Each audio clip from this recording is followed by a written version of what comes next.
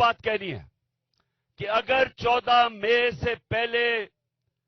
آپ اپنی اسمبلیاں ڈیزالو کرتے ہیں، ہم تیار ہیں جوائنٹ الیکشن کے لیے۔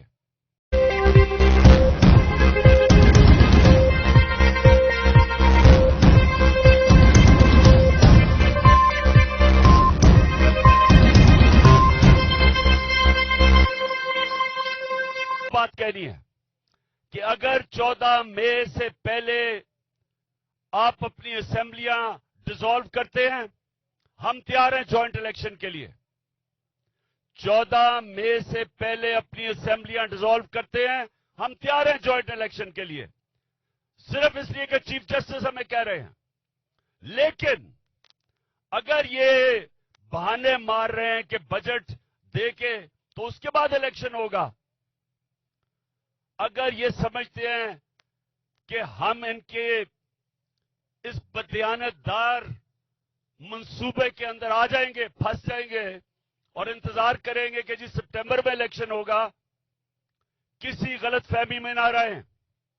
14 مئی سے پہلے آپ نے اسمبلیاں نہ ڈیزالو کی، ہم سپریم کورٹ کے پاس کہیں گے کہ جی ہمیں پنجاب کا الیکشن چاہیے اور پختونخوا کا الیکشن چاہیے، کیونکہ آئین کہتا ہے کہ 90 دن میں الیکشن ہونا ہے۔ یہ ہمارا حق ہے، یہ ہمارا آئینی حق ہے۔ اور اگر اس کے اوپر یہ نامتفق ہوئے، اگر یہ انہوں نے سپریم کورٹ کا جو ورڈکٹ ہے وہ نہ مانا، اگر انہوں نے کنٹیمپٹ کورٹ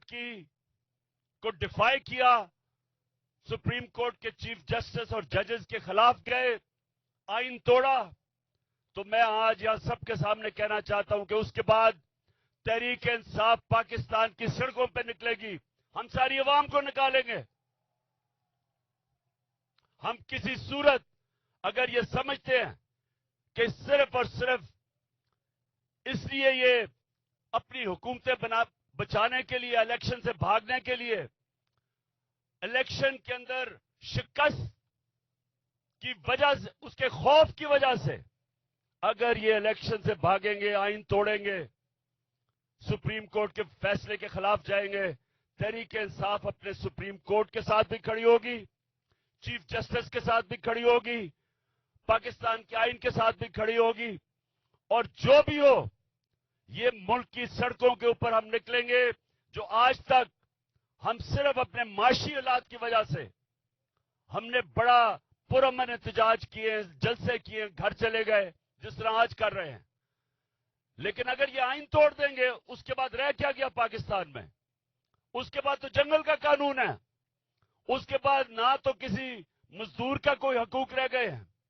نہ اس ملک کے اندر کوئی معاشی حالات بہتر ہوں گے، نہ اس میں کوئی سرمایہ کاری ہوگی۔ جس ملک میں سپریم کورٹ کے حکم کو حکومت مانتی نہیں ہے، کس سرمایہ کار نے آنا پاکستان میں سرمایہ کاری کرنے کے لیے؟ یہ تو معاشی حالات اور بگڑ جائیں گے، ملک تو تباہی کی طرف جا رہا ہے، بے روزگاری بڑھتی جا رہی ہے کیونکہ انڈسٹری بند ہو رہی ہے، کسان کا ویسے برا حال ہے، مہنگائی سے عام لوگ